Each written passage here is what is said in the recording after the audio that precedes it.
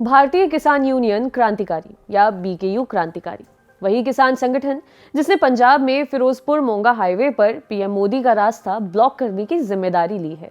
BKU क्रांतिकारी ने कहा है कि उसके कार्यकर्ताओं ने ही पीएम के काफिले का रास्ता रोका था। इसके मुखिया सुरजीत सिंह फूल ने पीएम मोदी का रास्ता रोके जाने पर अपने कार्यकर्ताओं को बधाई देते हुए कहा, आज 5 जनवरी को फिरोजपुर मोंगा हाईवे पर रत्ताखेड़ा गांव में बीकेयू क्रांतिकारी संगठन के सदस्यों ने पीएम मोदी की रैली से सिर्फ 10-11 किलोमीटर पहले सड़क को जाम करके हर तरह की मुश्किल का सामना करके भाजपा के नेताओं की धमकियां सहकर भाजपा के लोगों को पानी के बीच से निकलवाया। इसके लिए सभी कार्यकर्ता बधाई के पात्र हैं, क्योंकि इसी बीजेपी ने दिल्ली में हमारे ऊपर पानी की बौछार की थी और सड़क खोद दी थी। वैसा ही दिन आपने उनको देखने के लिए मजबूर कर दिया। हालांकि इस पूरे घटनाक्रम को लेकर बीकेयू क्रांतिकारी की ओर से एक सफाई भी आई है। इसमें कहा गया है कि कार्यकर्ताओं को ये नहीं पता था कि पीएम मोदी भी उसी रूट से आ रहे हैं जहां वे धरना दे रहे थे।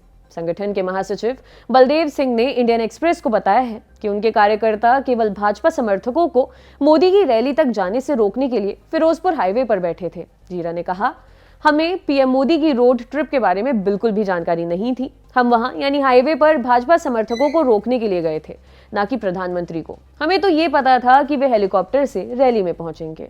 नाम से ही जाहिर है कि भारतीय किसान यूनियन क्रांतिकारी किसानों का प्रतिनिधित्व करने का दावा करती है। इसके संस्थापक सुरजीत सिंह फूल हैं।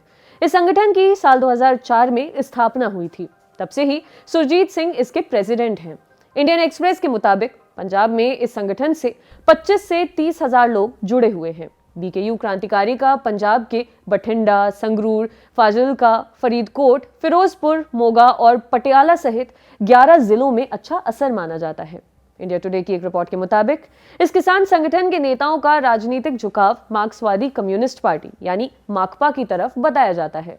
इसके सर्वे सर्वा सुरजीत सिंह पर कई बार पुलिस ने एफआईआर भी दर्ज की है। साल 2009 में पंजाब सरकार ने इन पर अनलॉफुल एक्टिविटी प्रिवेंशन एक्ट यानी यूएपीए के तहत भी मामला दर्ज किया था।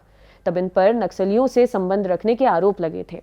मामले में गहन पूछताछ के लिए कुछ दिनों तक सुरजीत को अमृतसर की जेल में भी रखा गया था। मोदी सरकार द्वारा लाए गए 3 कृषि कानूनों के खिलाफ दिल्ली की सीमाओं पर चले किसान आंदोलन में बीकेयू क्रांतिकारी भी शामिल था। नवंबर 2020 में जब आंदोलन को कुछ ही हफ्ते हुए थे, तब गृह मंत्री अमित शाह ने किसानों को दिल्ली के बुराड़ी में आंदोलन शिफ्ट करने का प्रस्ताव दिया था।